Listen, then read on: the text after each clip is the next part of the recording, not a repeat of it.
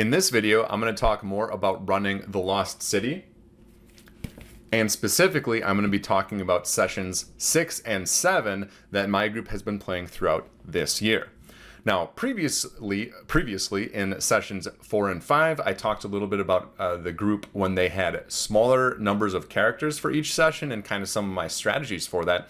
In sessions 6 and 7, my players had, each of those sessions had 5 characters, and so they had very clear goals coming into each session because now they had some firepower going against some of the harder monsters in Tier 4 and Tier 5. So in session 6, there were 5 characters from my group that were playing, and they made their way down, well, previously they had made their way down to Tier 5. Now, I don't know if I mentioned this in the previous videos, but there is a really cool item and a really cool room down in Tier 5 when the characters first get in. And it's a regular room. It looks like living quarters, and hanging over the back of a chair is a white cloak. Now, that cloak is a magic item. In fact, it's a possessed magic item, and it's possessed by a dead cleric or magic user. I can't remember which, but his name is Demetrius. Now, the twist is that Demetrius is actually good, and the goal of this possessed cloak is to take whichever character possesses it and have them go find Darius. Now, Demetrius and Darius are brothers. Darius is a follower of Zargon and probably evil, and Demetrius is generally a good character who ended up possessing this cloak. And so this is kind of a cool little side story within the Lost City down in the pyramids, because it gives more story and background with some of the factions, and it gives a few things that the players can do once they figure out what's going on. Now, the way that it's written in the book is that you have a saving throw you have to make if you touch the cloak, and if you fail, the cloak completely possesses that character, and then basically the dungeon master is supposed to take control of the character, lead that character through the 5th tier of the pyramid to find Darius and have a battle. I felt that was pretty heavy-handed, so if my character had lost their saving throw or failed their saving throw, I was just going to have them be aware of this possession, so that their character knew they were being possessed by Demetrius, and kind of have a constant battle of wills and have multiple saving throws, because I didn't like the complete loss of agency that this cloak would give a character based off of a single saving throw. Fortunately, the character who touched the cloak succeeded in their saving throw, and so they were not possessed. However, the characters very quickly recognize that, oh, this cloak is possessed, it's magical, probably powerful. Now, another cool thing happened, because a few other characters grabbed other items from the room to go sell them to the different factions up on Tier 3 and Tier 2 of the pyramid. One of those items was the holy symbol of Darius, and they took that over to the Magi of Usumagaris to sell. And if you didn't know, the leader of the Magi of Usumagaris is Syrkanos. And Syrkanos is written as a power-hungry leader who will do anything to maintain power over the and control of the Magi of Usumagaris. And so this presented a great opportunity for me to let the characters know and the players know that, hey, this item, and specifically the person who these items belong to, was very powerful, and the leader of the Magi of Usumagaris want these items. And so when this player came up and tried to sell this holy symbol of Demetrius, Syrkanos recognized what it is.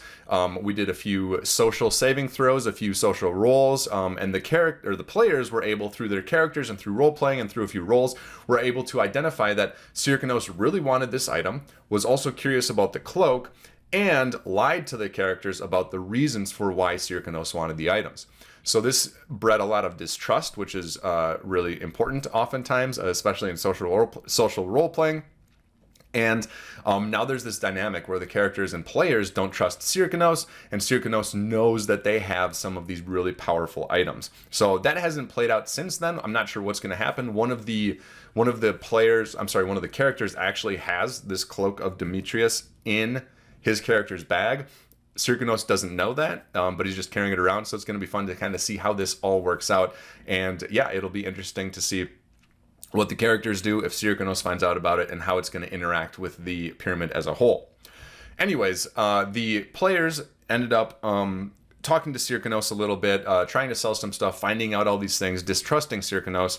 But when they went to see the Usamagaras, the Magi of Usamagaras, one of the random faction rolls that I did is that there was a sickness going through the faction, and one of the characters caught it, ended up getting a little sick. You know, it was just like a stomach flu, nothing major. I didn't want this to be a campaign-breaking event.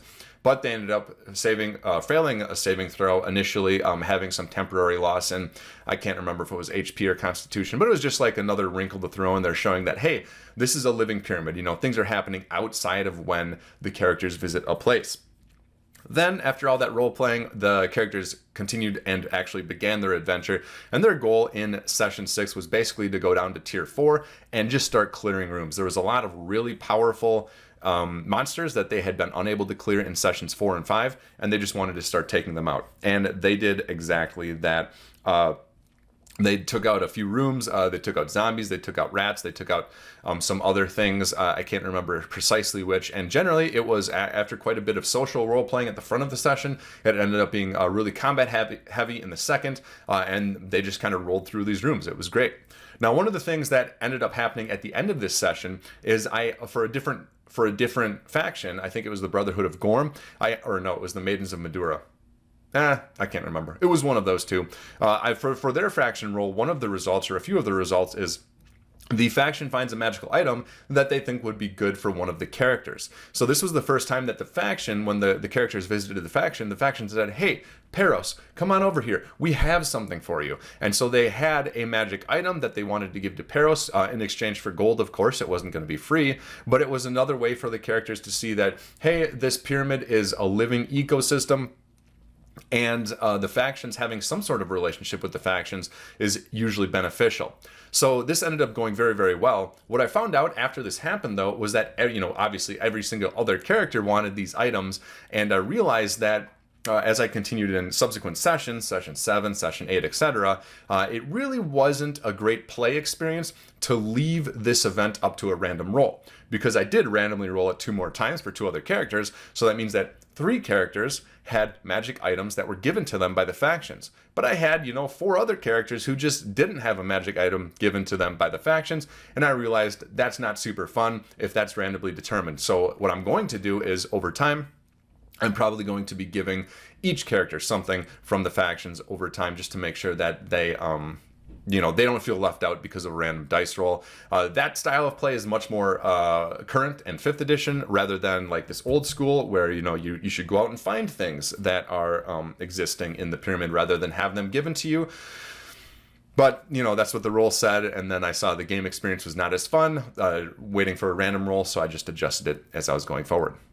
And that brings us to Session 7. Now, Session 7 was also with, I think, 4 characters, so they had a little bit more firepower. And coming into Session 7, the characters had one goal. They wanted to fight the snakes in Tier 5. That's like the second room you can find in Tier 5, and beat them. Now, previously, in Session 3, I think, or maybe it was 4, there was one of the 2 character sessions, and the characters found Tier 4 or Tier 5. They fought the snakes, and it was nearly a TPK. The snakes were way out of the league of 2 of the characters.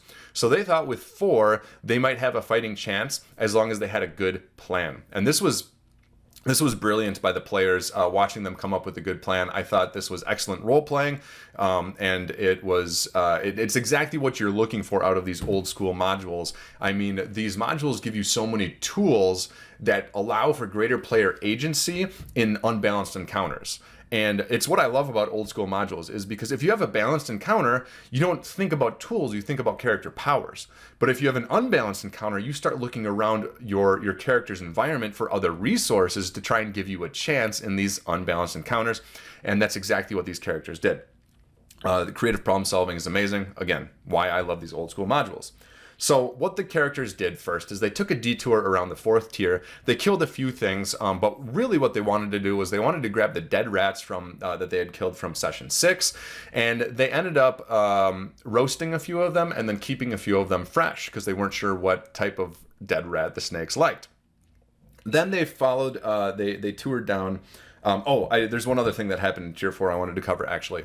As they were going around to finish killing things in Tier 4, they found a room with shadows in it, and I can't remember exactly what happened with the shadows, but I knew the shadows started running away. I think one of the characters cast a light spell, and then the shadows failed their morale roll. But the room that the shadows are in, the back of the room is up against a secret area of Tier 4, and since the shadows failed their morale roll and started fleeing due to this light roll, I decided it would be cool if the shadows were a clue that something else existed back behind this wall. And so the shadows fled into these small cracks in the back of the wall. The characters went over and looked at them. They couldn't really see with the light what was through there. They weren't sure. Then one of the characters remembered, hey, I have a few hundred ball bearings left. I don't know if it was a few hundred, but my player is very proud that their character has ball bearings.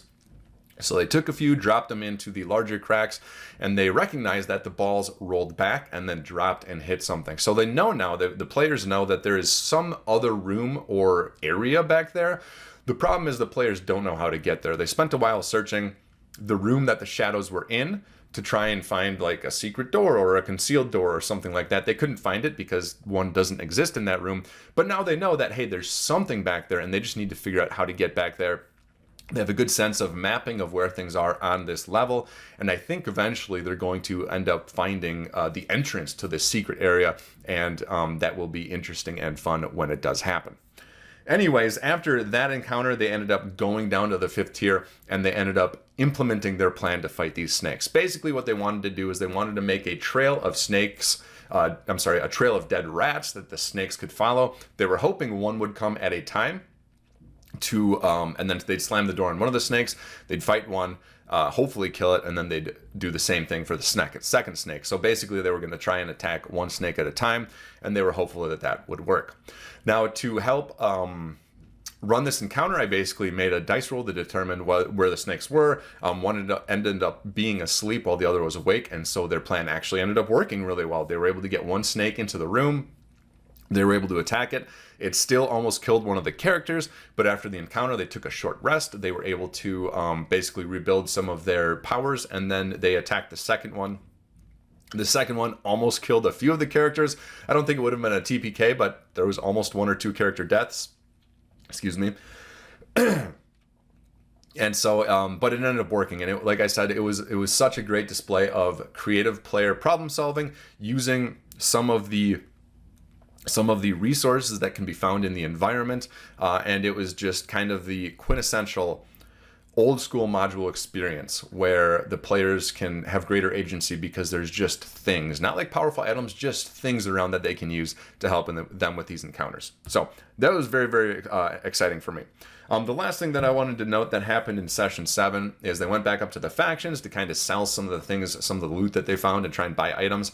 And one of the characters, and this had happened a few times before, but none of the characters latched onto the hint, or none of the players latched onto the hint, but one of the characters asked, hey, where is all this gear coming from? You keep on getting new gear. Where is it coming from? And so the faction leader, I think it was the Brotherhood of Gorm, the faction leader said, it's from the underground city. And the players' minds were blown. They said, underground city? What are you talking about, underground city? And then, I gave them a little bit of background through the leader of the faction about the underground city far beneath the pyramid. And the characters wanted to go there, and I said, well, maybe in another session. And so that is also on the back burner because of this session, is the underground city is a possibility for them. In the module, the underground city is written kind of as a module extension. It kind of is a battleground for these factions, and it can have like large scale battles. There's bases. It's more of an open world and a sandbox style open world rather than an open dungeon dive type thing. So it's a possibility. We'll see if the motivation is there when the players get to that point. But it was fully introduced in this session as something that could occur. The last thing I wanted to note here before we end the video is that one of the players was really interested in books. And so the Magi Usamagaris, I had previously identified that, hey, they have a library here. And so what they did was they went into the library and they wanted to find out a little bit more about these religions of the pyramid. The Magi of Usamagaris, the Warriors of Madura, and then the Brotherhood of Gorm. And one of the mechanics I use with books, and I can't remember where I found this, it was online somewhere, I wish I could give credit, But what I do with books is I say, okay, your character has a book, right? And anytime they take a short rest or a long rest, they can basically ask a question about that topic. And so that allows them to ask questions that their character would never have the knowledge of, but gives them background information about in this case, the pyramid and these old religions. And so that's how I like to use books. It gives a really good opportunity for the players to get into the role playing, get into the story and the setting, but also find out more about the enemies they might face or the allies they might have, and what's important to the different factions maybe in the pyramid. So I wanted to make that note that I like to use books in that way to give characters opportunities to ask questions that they would never have the answers of themselves, but rather I can give them the answer through the book that they have been reading during these short or long rests. So that wraps up sessions 6 and 7. I'm very, very excited to talk about session 8 because something crazy happened, and eventually my group will play session 9, which will tell us a little bit about the outcome of the crazy thing that happened in session 8. So thanks for watching, and I'll see you in the next video.